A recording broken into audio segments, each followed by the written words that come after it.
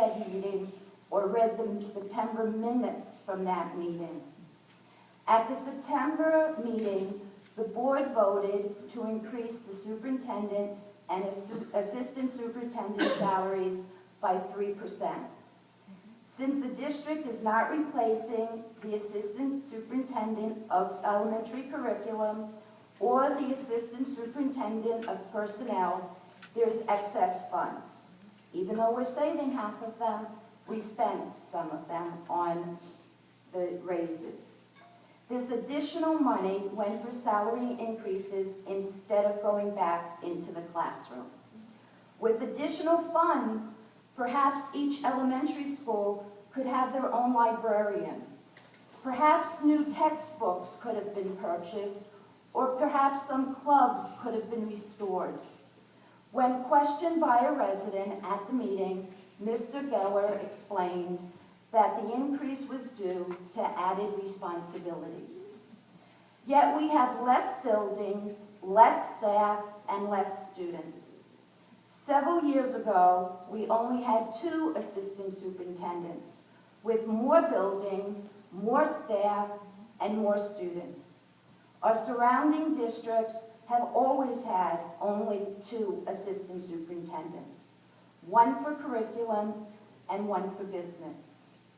Then last night, while reading the minutes of September's meeting, I saw under the superintendent's report an additional $100,000 in stipends went to administrative costs.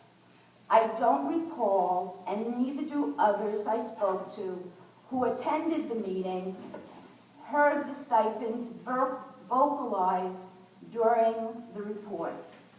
It states that a stipend of $14,000 for handling non-instructional personnel and another $14,000 for handling elementary curriculum was given to each assistant superintendent. Wasn't that what the 3% raise was for? I attend the Board of Ed meetings to be an informed resident.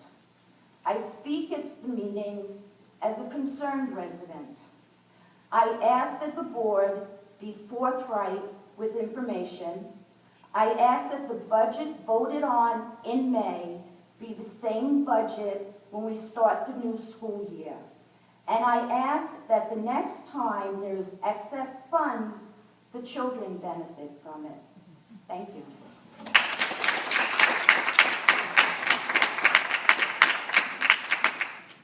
Missy Karanji.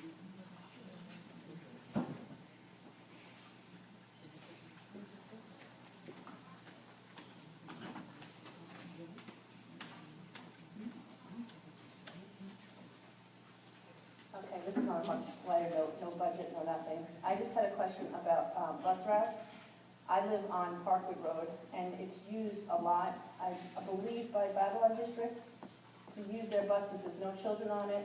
I think they're using from Montauk Highway to get up to their depot on John Street, and they fly up and down the street, usually 2 or 3 buses in the morning and 2 or 3 buses in the afternoon. And I was just wondering, is there some sort of policy that maybe we can get this to stop? Because I know they're just using it to bypass probably Piggy Lane and the lights. But they fly up, like I said, no kids on the bus, and they're just using it as a cut through. Will take a look at that, yes, thank you. Doreen Hanschel.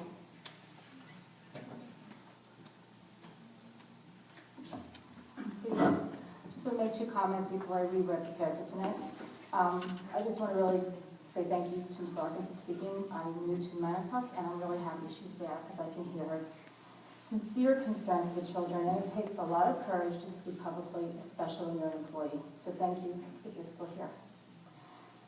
Second, it's not what I plan on talking about, but I can't pass the opportunity to bring back something I've been advocating for 10 years. And I guess I get my answer pretty much that the Wilson program for certification of teachers and foundations obviously is not a priority of this community.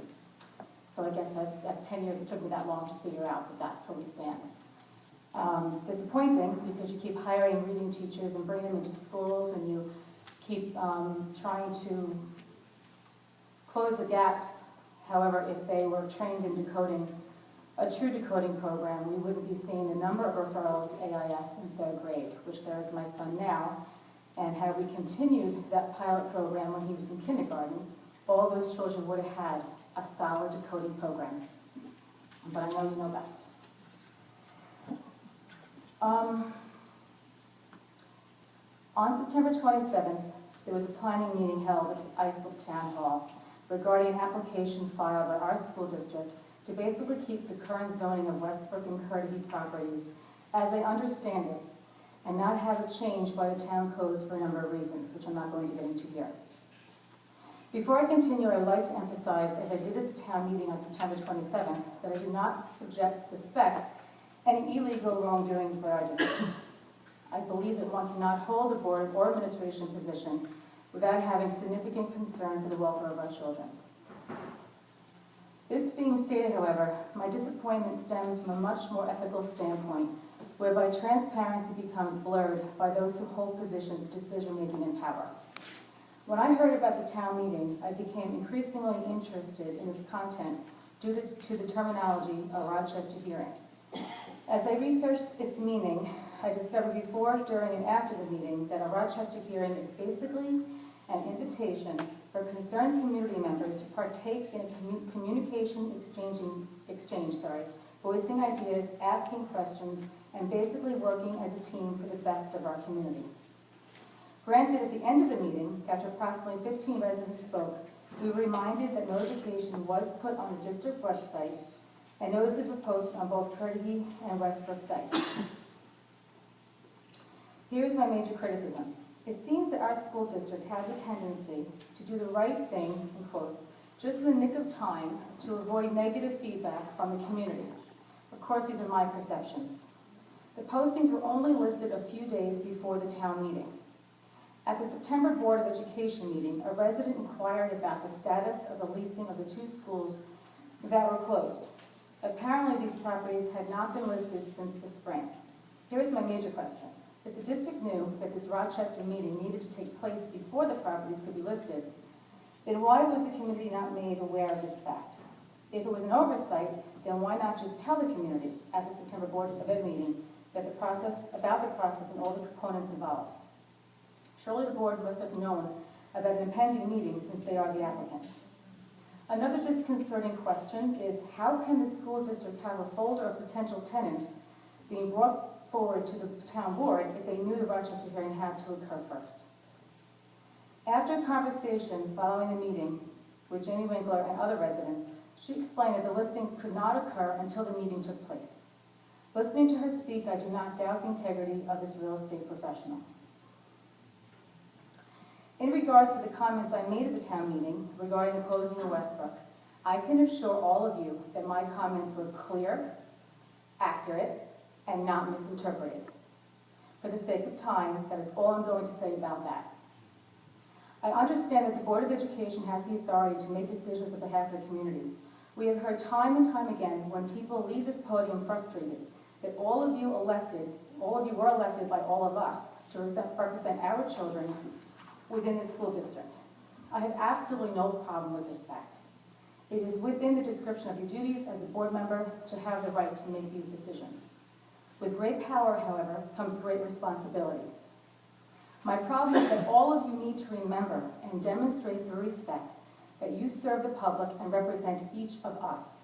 You are our voice, and our voices are on behalf of the most innocent and vulnerable of all, our children.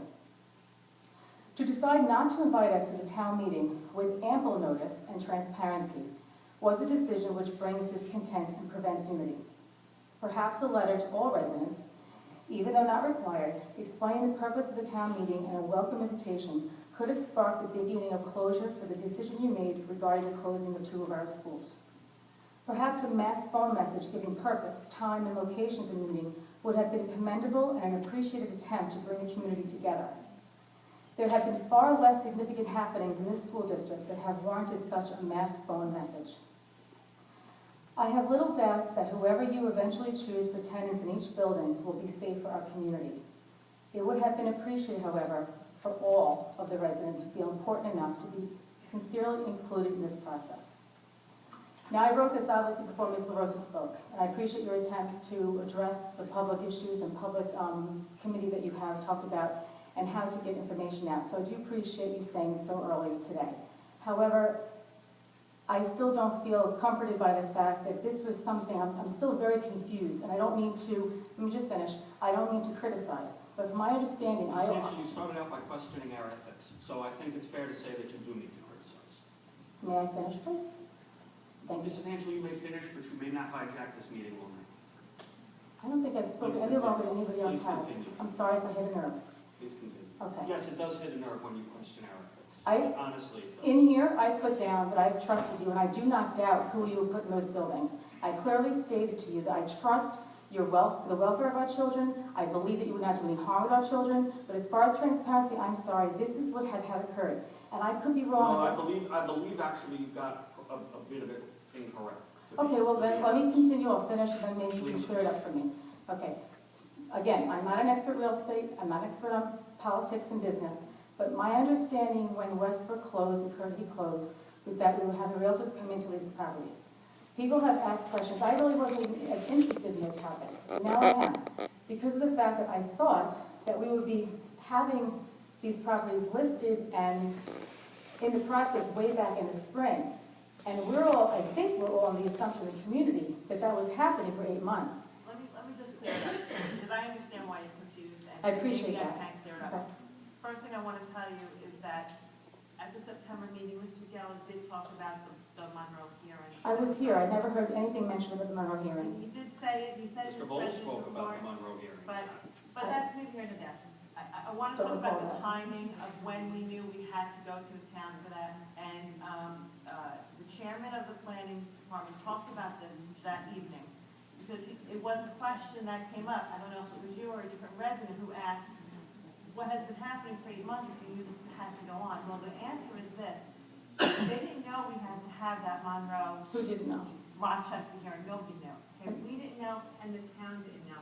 It took a lot of back and forth and time between our attorneys, myself, the town attorney's office, Jamie Winkler, to kind of come around to that place. Okay, we're going to have a Monroe hearing, and that's how we're going to move this forward. All you had to say, It right. wasn't something like, look up in the book, okay, we have to go to Monroe. We Right. weren't sure.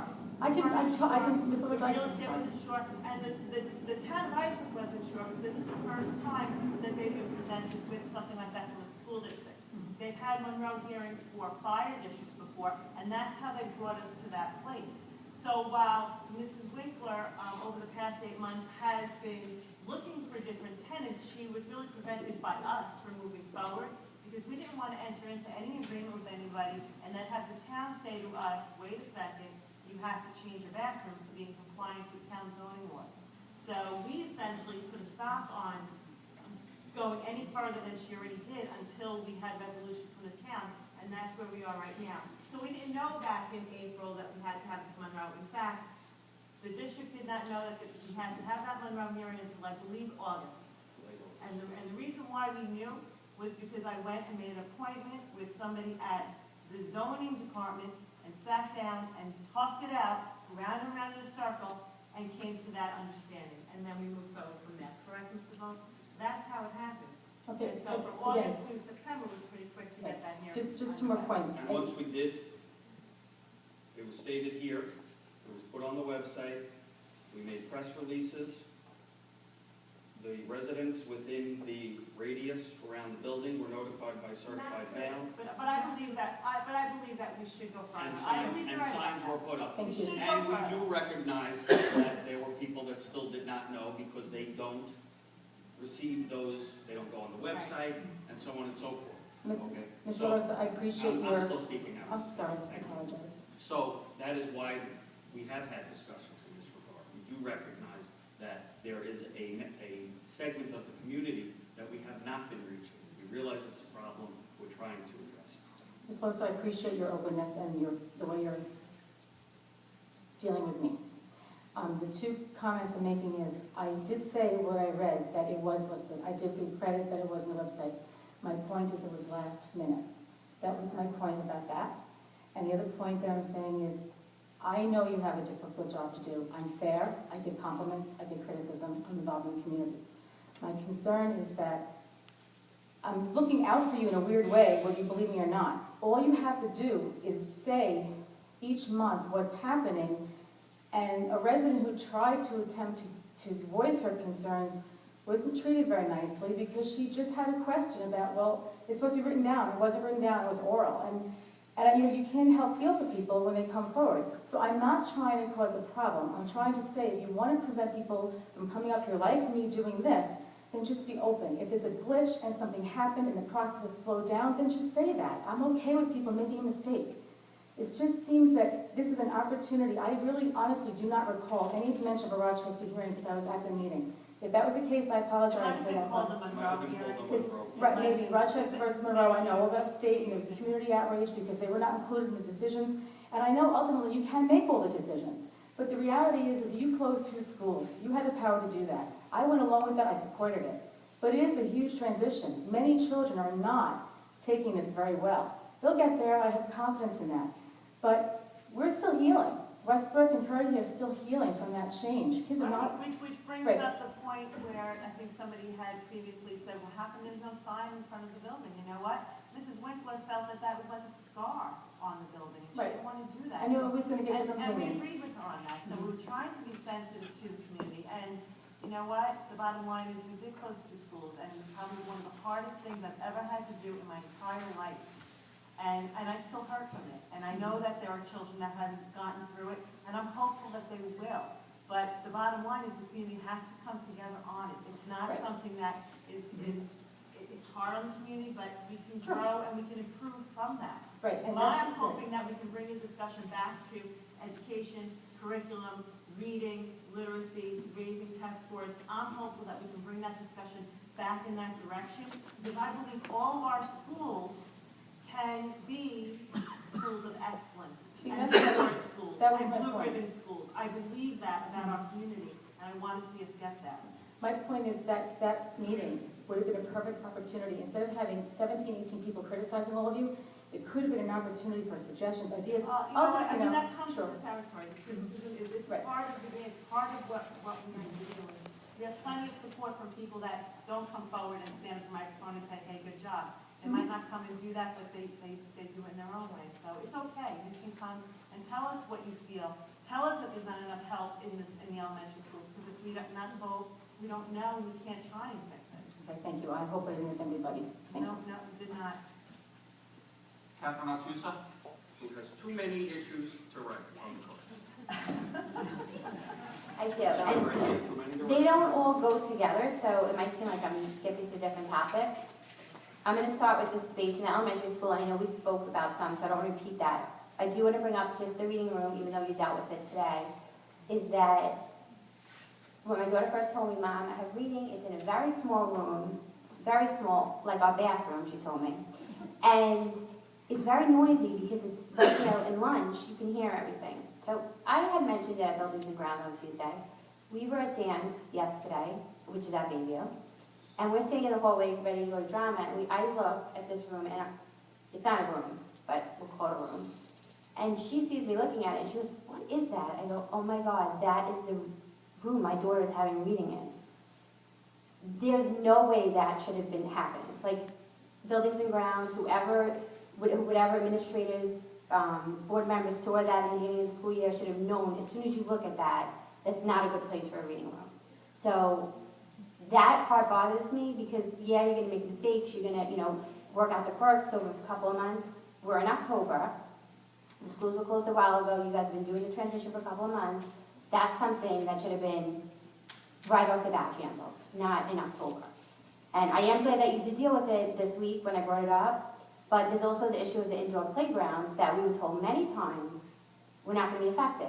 Even last month, somebody questioned it, and I think it was, you know, Mrs. Burns who said, no, the indoor playgrounds are intact, nobody's losing them.